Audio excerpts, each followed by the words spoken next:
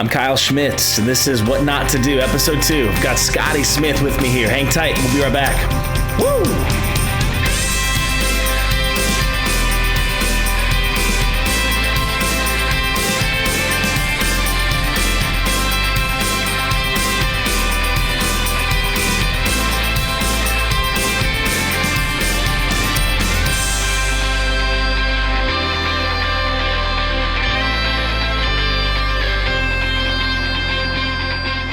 All right, welcome back. Like I said, Scotty Smith, owner of Synergy Sports Performance. It's where I work out. It's where I get it done. But Scotty, welcome. Thank you. Yeah, thanks for making some time. Excited to do it. So I know a little bit about you. We've obviously gotten to know each other a little bit, but tell me more just about who you are, where you hail from, your family. So for me, interesting roundabout to get to Green Bay, Wisconsin. Grew up on a farm in northeast Iowa. Nice. Farm kid, small community. Dairy? Beef, cattle, hogs, all that kind of fun stuff. My dad was a farmer, also worked full-time in a factory. My mom worked in a bank. Had a brother, younger brother. So your typical farm kid mentality. My dad worked 2 jobs. He was a farmer, but also spent and retired after 30 years in a factory. Okay. So sleep and work were definitely something that were ingrained to us at a young age. Yeah, absolutely. So that's kind of how I started there. Stayed in state, went to school at the University of Northern Iowa. Enjoyed farm life, but didn't enjoy necessarily farm living and what it came with. So you take off and go to school to do your thing, but you don't really realize, where it's going to bring you and how. But it brought me to Green Bay, so here I am. Yeah, here you are. And you're married? I'm married, 3 children. How long have you been married? You're going to test me on that, aren't you? Let me give you the kids first. There you go. My oldest is a senior in high school. Youngest is middle one is a freshman. Awesome. And then the baby will be 5 this summer. So we're in the process of trying to get everybody all settled in and ready for school and ready for college and getting family things tied in order. Siblings are trying to figure out what life is going to be like without big sis around, so we're trying to adjust to that as a husband and wife too, at what that's going to look like too for us. So yeah, that's awesome. And how long have you guys been in Green Bay now? How many years? I moved here myself in 96, 97. That's when I first moved here. Awesome. And then I met my wife back in 2005, 2006, right in there. So I was here for a few years before I met her. Actually, what brought me here was through my relationship with my college roommate, who had some ties to some gentlemen that actually worked for the Green Bay Packers. So I started an internship with them during my years in college. And then actually him and I decided to move here and then started working almost full-time with the Packer organization, and then I also got a job here locally at one of the sports medicine facilities. So for 6 years, I did both. I did sports medicine and then my job with the Packers. So that's really kind of what kept me here. Yeah. I didn't really believe that I would end up here. This wasn't really something I thought. I really knew that I was not going to be on a farm in Iowa. I was pretty adamant and pretty sure about that. You're going for the tropics, right? Yeah, exactly. For a long time, I thought I was going to be Colorado. I looked at schools out there and things like that. Kind of a peaceful place for me. I still enjoy going out there. Yeah. But yeah, really, Green Bay was never that spot that I really envisioned being. But being so involved in athletics and having athletics be such a big part of my life. When I got here with Green Bay, it fit, and I met a lot of great guys and guys that I'm still friends with today. And some of those guys are, former players. I even have one on staff with me today that we've been friends with for 20 some years. Yeah. So it's been a good fit from that standpoint. Yeah, that's so awesome. Yeah. So talk to me a little bit about why you do what you do. What's the driving, force behind this? You grew up on a farm from far. You found your way to Green Bay. You find yourself in the sports niche. You worked for, a hospital or sports related. You worked for a major sports team. You own your own gym now and practice, Yep. and pretty niche training for those of you guys who aren't familiar with Synergy. Definitely check it out. What's the drive? What's that pulse deep within you that's driving you to do what you do? Yeah, actually I had this conversation one other time this week. It popped up a little bit, and originally I went to school at the University of Northern Iowa I thought I wanted to be a teacher of some sort, physical education along that lines. And then after I got into it for a couple years and the course started to kind of narrow a little bit, it's like, you know what, I really feel like I'm going to be pigeonholed just working with one group of kids. I'm either going to be a gym teacher in high school, I'm going to be a middle school teacher. So that's when I went and kind of talked to my professors a little bit about kind of switching the path that I was on a little bit, so that I could work with a variety of different people and age groups and things like that. The challenging part about that is if you take a look at strength and conditioning and you go back 20 years, it didn't exist like it did now. So what I was asking to do was relatively new, and by no means am I calling myself a pioneer in that industry at all, but it was difficult for this, the staff at the university to try to figure out what we want to do. So here I am asking for kinesiology classes and exercise models, but yet how can I add business to that as well? How can I add marketing classes? How can I add accounting classes? Some of those things to the piece. I think there's probably always been a piece of wanting to be kind of that entrepreneurial type of a thing, just because I don't always see it that way, but when you grow up on a farm, that's what it is, you know? And whether you really realize it or not, I think that leads you kind of into that field in some way, shape, or form. And then I think the true why really behind it was because I played in a small town. I was athletic. I dabbled a little bit in college with sports. By no means was I an all-star, but I played. And I guess for me, I never really felt like I was given the opportunities to be as good as I could. And maybe some of that was because of some of the coaches that I had at a younger level, and some of it, as well because some of these things didn't exist. The services weren't there. The facilities definitely weren't there. I mean, I remember in my high school, we worked out of a construction trailer. That was our weight room, and half the equipment or over half the equipment was made by the shop class. OSHA probably wouldn't even approve of half of the stuff that we used. Hey, construction guys, they're strong. They're freaky strong. Exactly. There was a few extra sandbags in those days for sure. So I think that's kind of where that kind of drove me to it. But then as it brought me up here, I didn't really know what the path was going to be. And then I think being around the NFL athletes and seeing guys reach levels that I guess when I was a kid I had hoped that I could have done, but I couldn't, or I didn't. I realized that there was a lot of kids out there that I would have the ability to help by having this experience being here. So I guess for me it was always being able to have that ability to help those kids that are out there that feel like they're not getting the need, or they're not getting the attention or the quality of care. And like I said, there's a big gap in there from when I was in high school until I made it up here, but it's a fast changing business, so there's a lot of different things that are out there now, and there's a lot of options for these kids. And that was really a big one, and even today it still is.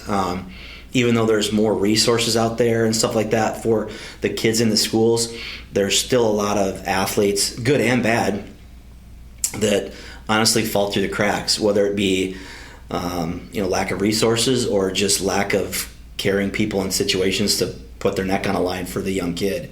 And I guess I've always really felt like myself and my staff have always kind of been that advocate for the youth athlete. Yeah, that's awesome. And you actually kind of answered or anticipated the next few questions. How did you get started into it? And then also your kind of overall, like what specifically your mission. But if I'm hearing from you correctly, your why is you're really you're kind of leveling the playing field, and you're wanting to giving every student, every child possible that advantage to really maximize their capacity, kind of all out. Some things that you felt that maybe you didn't quite have growing up, or even someone that was helping you to push or giving you those certain opportunities, and now you're able to do that and kind of scale that. For several people. Well, and That's awesome. I think what it helped, because I did grow up in such a small community, hardworking community, I had that end of the spectrum where there weren't a lot of opportunities. You were either going to stay in your small town, be a farmer, and work in a factory, or farm, you know, or something like that. And not that there was anything wrong with those, but that was kind of your spectrum. And then I got up to here into Green Bay, and with the ability to be around, you know, NFL caliber players. And I was here at a great time. I mean, I was here during the Super Bowl runs of 96 and 97 and Coach Homer. And so I got to see this high level group of athletes, high performers, tremendous amount of work ethic, the level of standard, you know, that was set by Coach Holmgren and his expectations.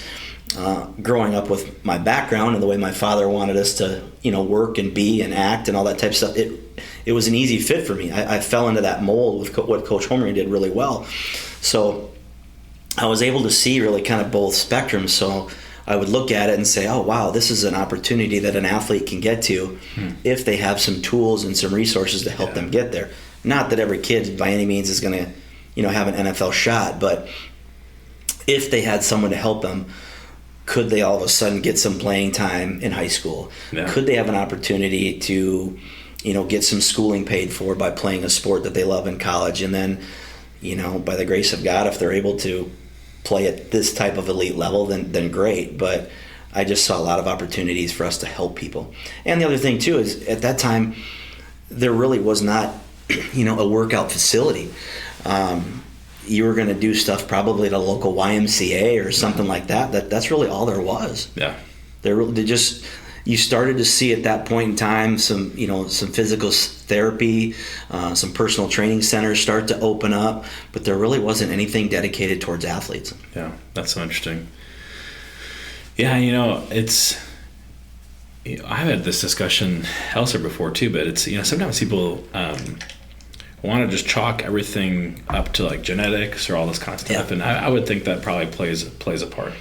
But I would think, you know, the things that a child is exposed to, or the opportunities that are given that child, and then also someone to help coach, guide, you know, lead him through that. I think, I mean, it would at least seem to me that people could actually achieve quite a bit more in life, not just in sports, but in that same principle in all of life. If they're given those opportunities, realize that, hey, like, I mean, you might not be able to be anything you want to be in life, right, but you can be a lot more than what you think you can be. Right. You know, let's smash those preconceived notions of what your potential is, and let's go. Like, let's explore. Let's see what you can do, and let's go. Like, you know, I mean, have you? Well, and we've always said, like, with anybody that walks through the door, I mean, we'll make everybody that comes through the door faster, for example. Yeah. But I won't make you Usain Bolt fast. Right. Yeah. You know, I just had a conversation with a parent the other night. I said one of the best trainers your child is ever going to have is God, because He's the one that gives these kids the ability to grow and the genetics behind it. We're just kind of a piece in the wheel to accelerate some of those things. Yeah. Pushing them maybe beyond some sticking points. Yeah. And you hear a lot of it right now, you know, with the athletes that are in the current market, if you will, the Patrick Mahomes and Aaron Rodgers, Zion Williamson, who just took the court last night for the Pelicans. You know, they're outstanding guys, and yes, they've all worked with trainers, and the trainers that they worked with are great people and have helped their careers tremendously.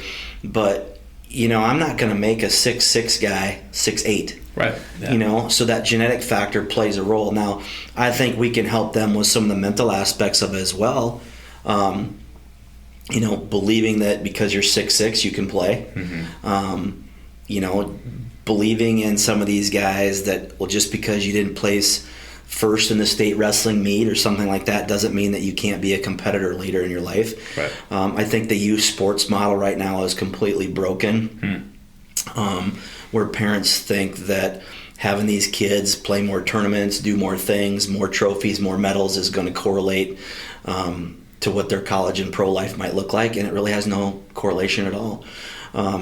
We have a gentleman coming up to speak at one of our courses coming up in March, and who was actually Patrick Mahomes' trainer. Bobby Stroop is his name, and Bobby, I know, said in one of his podcasts that he did with Mahomes that, you know, Patrick was never really like the elite of the elite ever when he was young.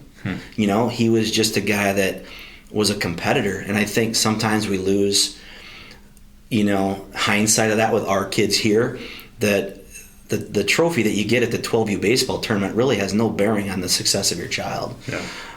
Actually, we've seen it work the opposite, where there's been so much pressure to perform at that level that we're seeing a high number of these kids quit at ninth grade, sophomore level. Yeah. So I think for what we've been able to bring the kids, we've been able to bring them a little bit of balance. We're a little bit of a getaway from, yes, we're asking them to compete and train and work hard, but they're not getting first place trophies here, and we're not handing out those type of medals and honors here. We just want them to work hard, and then wherever the chips fall, they fall. But they're not leaving here because they were disappointed because they came in third. Yeah. So Yeah. I think for a lot of kids that come here working with strength coaches and performance coaches, it gets them out of their school environment or club environment and gives them a little getaway. And sometimes even from home. The stories that we hear from kids, I mean, I know most parents would probably be shocked, but they'll open up to us about things that their parents don't even know. It's a home away from home for them. So it becomes a little bit of a psych part of it for us too. So we have to be prepared to handle that physical and that emotional load that sometimes these kids bring to us that they're afraid to bring to their parents. Yeah, that's really neat. And it gives you another opportunity to help shape that child, that student, that adult, and be able to speak into their lives in greater ways. And just for our listeners, they probably gathered that you have a facility in which you are training specifically athletes at varying levels. But you kind of want to give your blurb or your elevator pitch as far as what you guys are and what you guys do specifically tactically. Yeah, you bet. Yeah, we work with athletes from ages 8 to professional at all levels of all sports, helping them with things like speed, strength, quickness, agility, really whatever it is. Sometimes it's weight loss type things. Sometimes it's just strictly motivation. Sometimes with kids it's just maybe hoping to help them just feel a little bit more athletically motivated to get out and move. But I'm going into year 22 now of doing strength and conditioning. So we really kind of took a spin off of what you see at professional and collegiate levels and have brought it into a private sector to offer those same services that a pro athlete or a college athlete might get in their school, and doing it here locally. We do stuff one-on-one, small group, with teams. There really isn't anybody that we haven't worked with. I don't think there's a sport out there that I can think of that we really haven't addressed at some point in all these years. Yeah. Obviously you deal with the big three, but you get some of your crazy ones that are out there too. Yeah, that's awesome. Yeah, and not only that, but then even dads and moms, right? Like myself, Yep. I'm not in a sport per se, but I'm a dad who values that and wants that. And so you guys are even here not just for the niche folks, although that's a huge part of what you do. But even I've seen students' parents here come and work out, or folks such as myself. And a lot of times you'll get that because if you're the parent of an athlete, you're being exposed to athletics yourself. And usually I would say probably 9 times out of 10, if you're a parent of an athlete, you were probably an athlete at some point yourself, at some level throughout your life. So athletics are a big part of everyone's life. I mean, let's just be honest. We don't all have to play in the NFL to know that. We've all done and played something, and as we get older, we tend to not do some of those things. And some of it's because we're busy running around with our kids to events, so we don't get the time to do that ourselves. But a lot of the athletes that we will have come through are like that. And then also, as well as the area that we're in, there's a ton of runs up here. So we'll get a lot of people that are just trying to, run a 5K or a half marathon or something like that. So we'll get some of those athletes that are in to try to prepare and prep for that stuff as well. Yeah, awesome. Well, good. I think this is given our listeners just a really good context for who you are, what you do, why you do what you do. That's pretty awesome. So as I've shared with you, the podcast is called What Not to Do. Yeah. It's a little conventional, or unconventional, I should say. It seems like a lot in our day and age we're constantly asking, what to do. We want the exact steps. We want to be told the answers. We just want to memorize the answers. But it's not that simple, right? We're confronted with so many different situations in life, decisions, hardships, trials, successes, triumphs, positions in which you have to act or make choices, and across a myriad of different spheres of reality. And like we were talking a little bit before, I think while we want to start in that spot of saying, okay, what should I do? What should I do? What should I do? I think as we think through the different mental models and lenses, I think one of the best places we can start is what not to do. Yep. So what I want to do is dive in a little bit now to your experience as you've built out your career and your life's work. And I want to ask you what you did right, what you did wrong, and then if you could do it over, what you did differently. So let's start with that first one. So you've had good success. What are some of those things that you've done right? I think for us, we can all, even my staff would agree, it doesn't matter really what we can do. We will look back at our days when we do this stuff and know that we did the right thing for the kids. It was always the athlete's best interest in mind. And I would really challenge anybody out there that's been a part of our program, has been paid for our services, to really disagree with that. And I think they know from myself and my staff that our heart has always been into it's the athlete first. It's one of the main reasons I quit one of my corporate jobs to begin with, because I never felt like it was about the athlete or the person. It was about money, and it was money driven. So for us, it's about the success of the athlete first. So I think that for us is probably one of the things we're most proud of, that we can look back and feel good that that's who we are and that's what we're about. Win or lose, make money or not make money, we've put the athletes first. Yeah, that's awesome.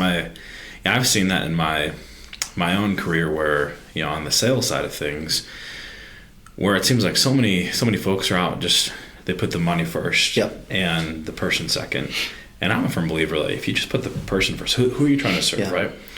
Figure out what they want, what their best is, and then help them to achieve that. Yep. And I think the money will come from there. Well, and I think I struggle with that more as I get older. Maybe we all do. Yeah. But you start to understand the world a little bit more, and you see the money drive to it. Oh, yeah. And it really is. It's backward. It's money first and then the person. And we've just had a different model. It's been the person first and then the money second. Sometimes that makes it hard to run the business. You know, that will bring its own challenges. But I'm just a person, and it's always felt this way. I have a hard time at night taking advantage of somebody and putting my head on a pillow knowing that, I sold them a crappy program today because, we needed the $500, and not worrying about whether or not that they will come back or not. But at least I got my $500 today, where we take a lot of pride in our athletes and customers here that have been with us for years. Yeah. And that wouldn't happen if we didn't do that. So that's been I struggle with that, especially when you deal with, as a business owner, you deal with vendors, and those are things now that you always look about. It's for sure. Does the heating and air guy really care about me as a person, or does he just want my money for the check in my furnace this year? It's stuff like that.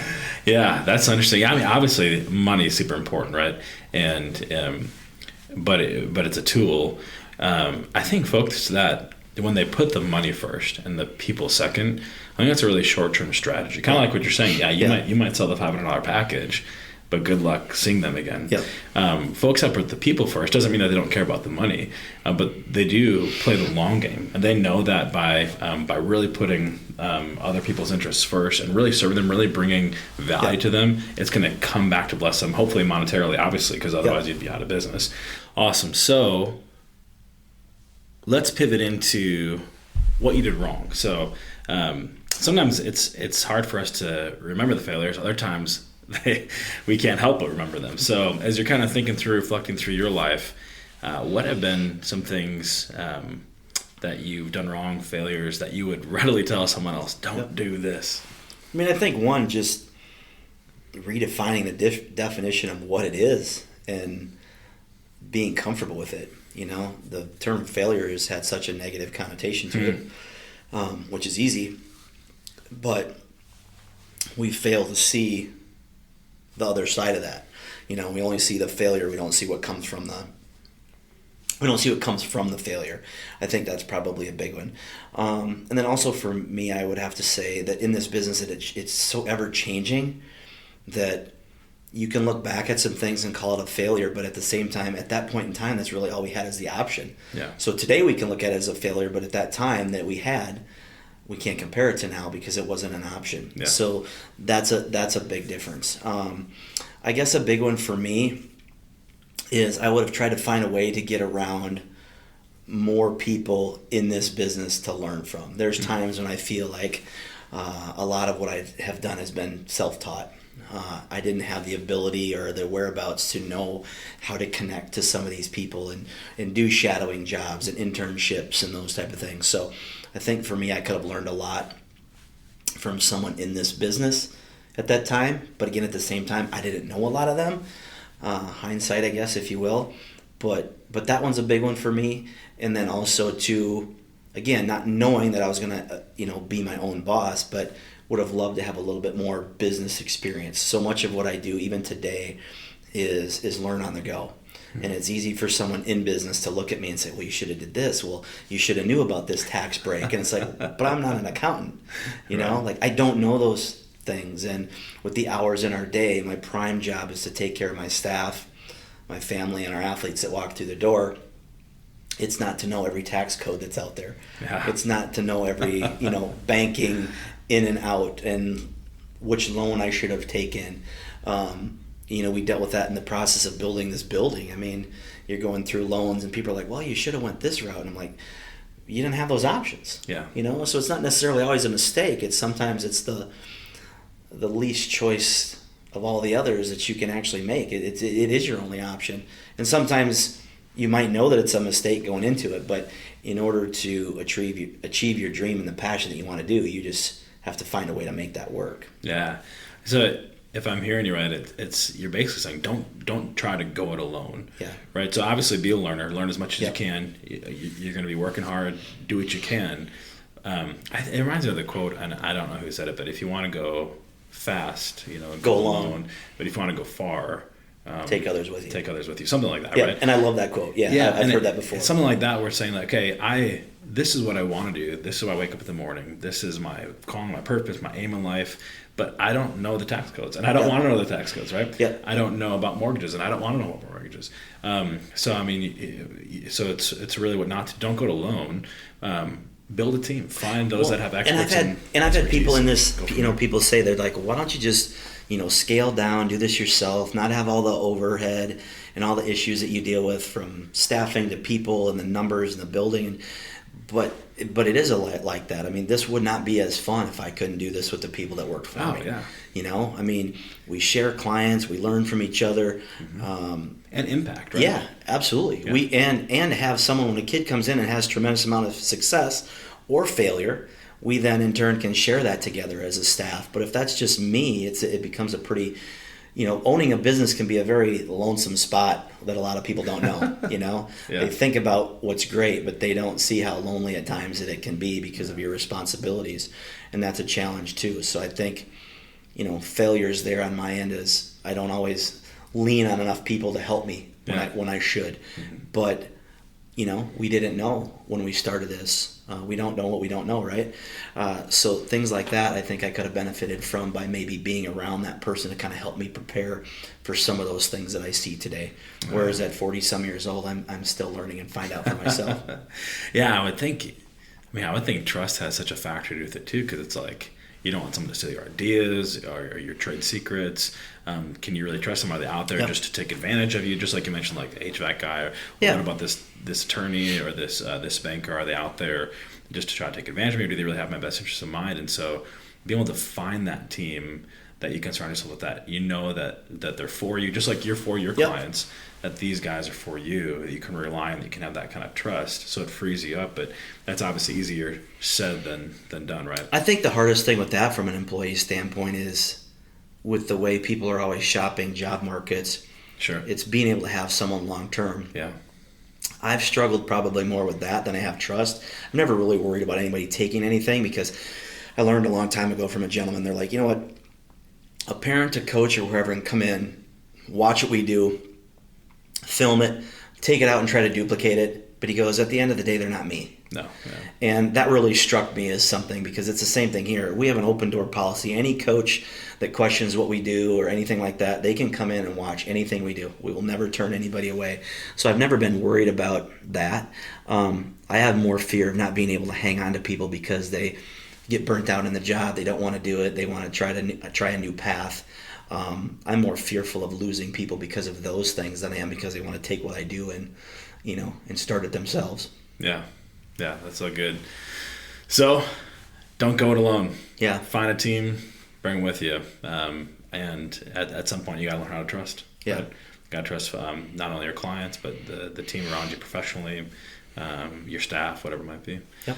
So then, if you could do it all over again, rewind 20, 30 years, go back to the farm, right? Yep. You've had some successes. You've walked through some things that you did wrong, or failures, or mistakes. Obviously, you learn from those things. Yeah. How would you go back and do it differently? And another way to phrase the question would be, let's say you had a young guy, 20 years old, 18 years old, saying, "Hey, Scotty, I want to do it. I want to do exactly what you do. Yeah. Can you help me chart out a path?" Yeah. How would you advise him to go about it in such a way as to improve upon your mistakes and to avoid some of those failures or mistakes that you experienced? Number one for me, and it's probably because of how I grew up, but it's work ethic. Yeah. We see it failing in today's market, in families and businesses and everywhere. It's definitely becoming a lost trait. It's easy to jump ship when things get tough and, I can't handle this. Let's move on to the next job. And then we get to the next job and that's just as tough. So we're going to try something else. So I think that's one. And then two, there is so much more free content out there today. I mean, for example, this podcast and numerous other podcasts and things like that. That contact is out there that wasn't there when I was young. Yeah. So go out and get that. Learn from it. I mean, you don't have to be in a college classroom to get some of the education today. There's a ton of education that's available, and good education and maybe even better education. For sure. Yeah. For sure. There's some very insightful people out there that are putting out papers and online articles and online presentations, and that was just stuff that, didn't exist. So I think taking advantage of that is probably my second thing. And then number three for me would probably be, in the situation that I'm in, if I wanted to stay on this path, knowing what I know now, I would have tried to do it quicker. I would have tried to be my own employee quicker. I would have tried to purchase the real estate and start that quicker. Now I know that's tough because we don't have the finances and the availability to purchase and do things like that, build a staff. But again, hindsight, knowing what I know, that I would have, if I could be 10 years ahead of where I am right now by starting it sooner than what I did, I would. Yeah. It's a sort of investment, right? Where you're playing the long game. Yeah. And there are the startup costs, but the longer that you wait, right, the less, in a sense, you can have. Yeah. So that's really good. So just to recap that, you'd say you can never underestimate the cash value of hard work. Right. Of that kind of stickability, that persistence.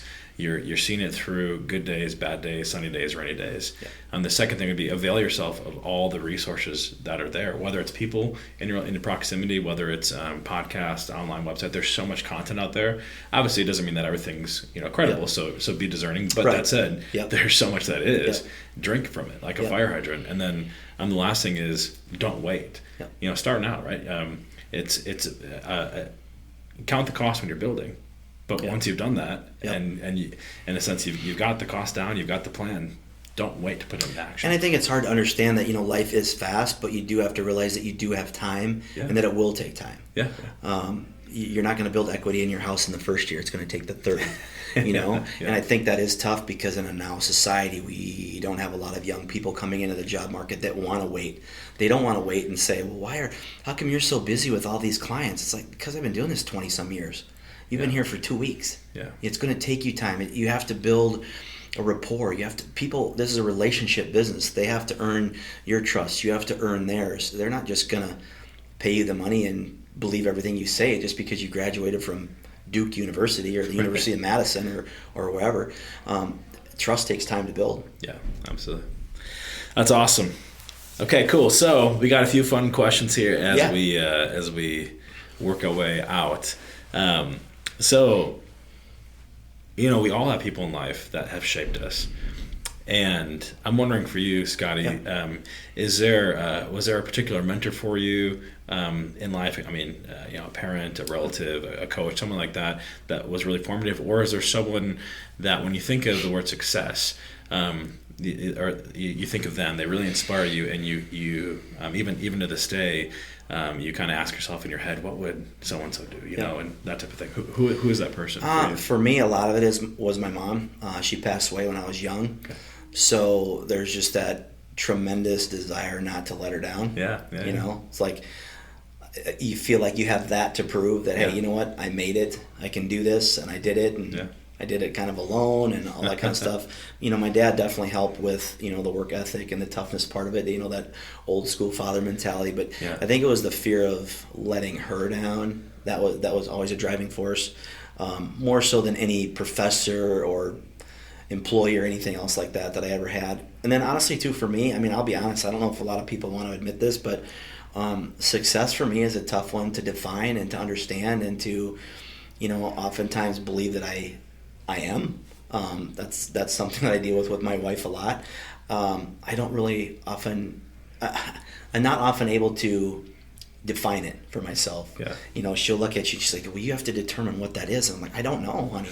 I don't know what that is to me. I can look back at it now and say, sure, by definition, we're successful. We've got a good business, we've got a building, we've got this, but is that successful? If we haven't made a difference in anybody, right.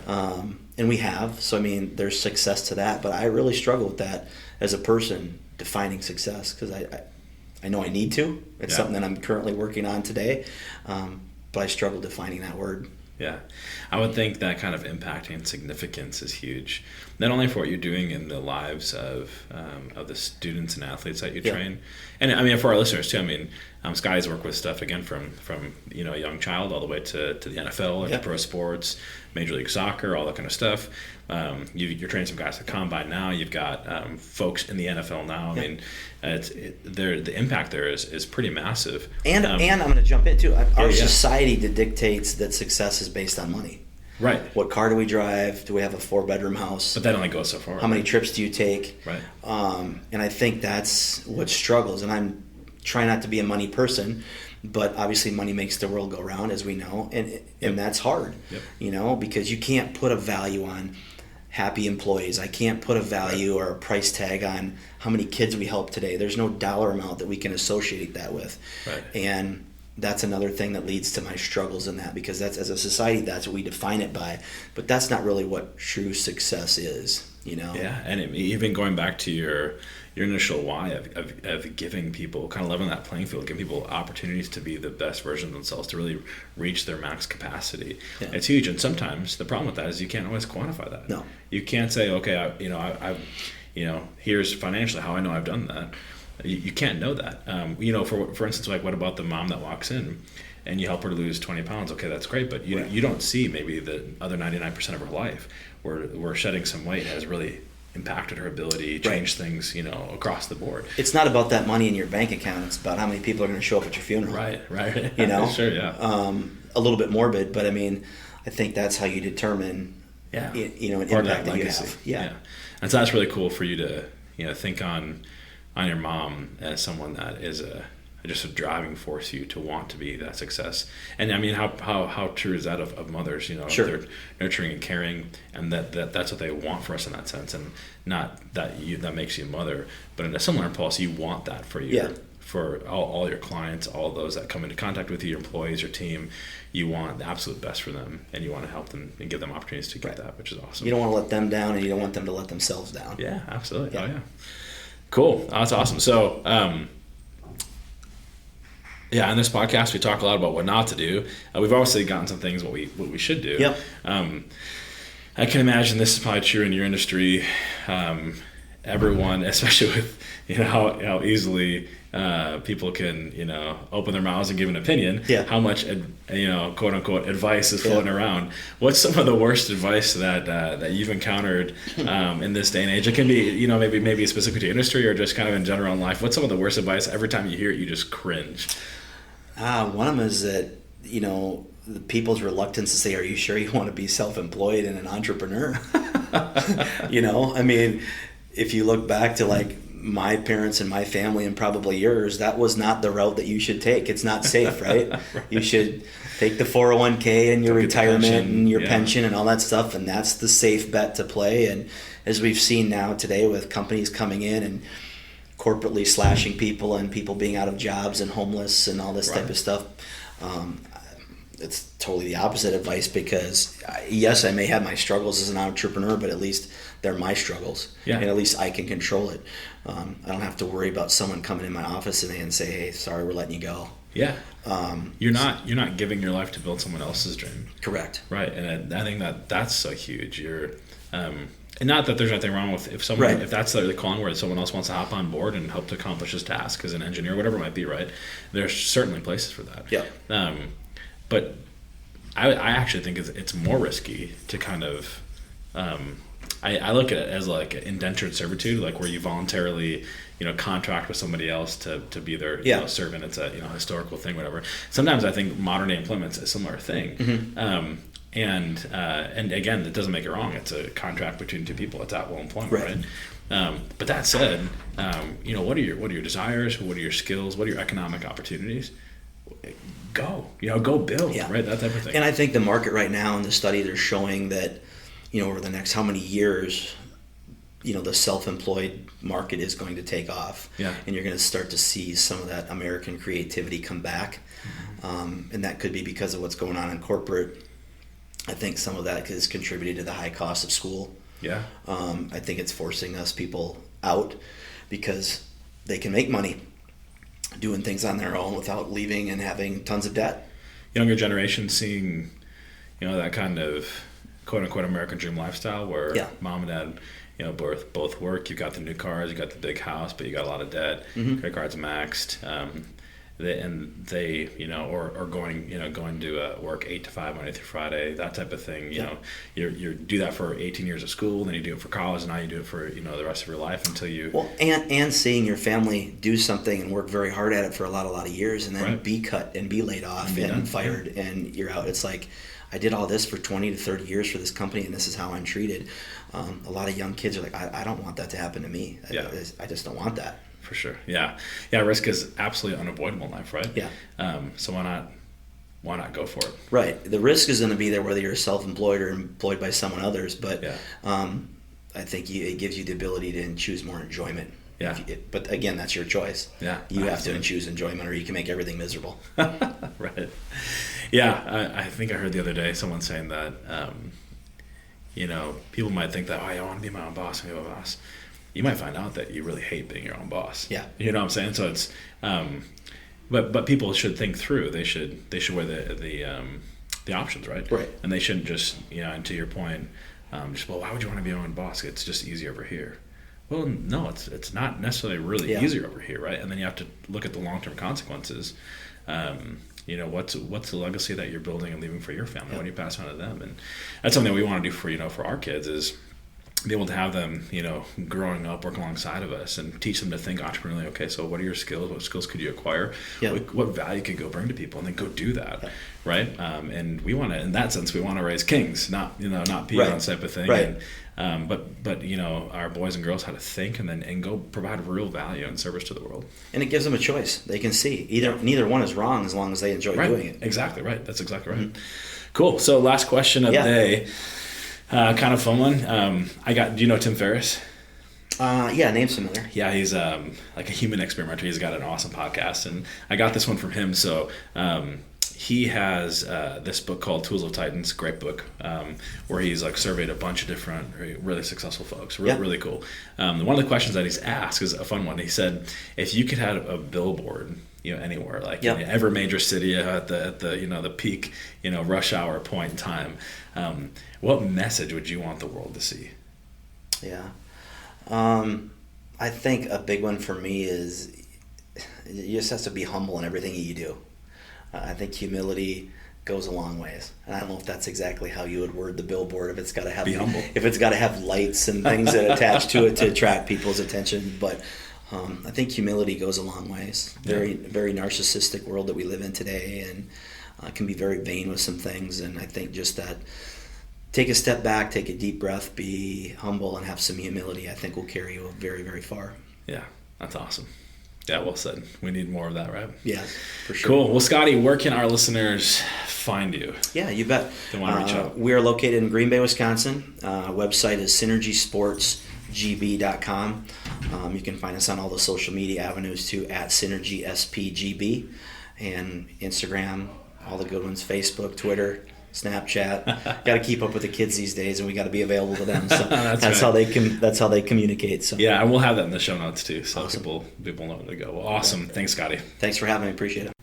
It's been said that good men learn from their own mistakes, but great men learn from the mistakes of others. So go, be great. We'll see you next time.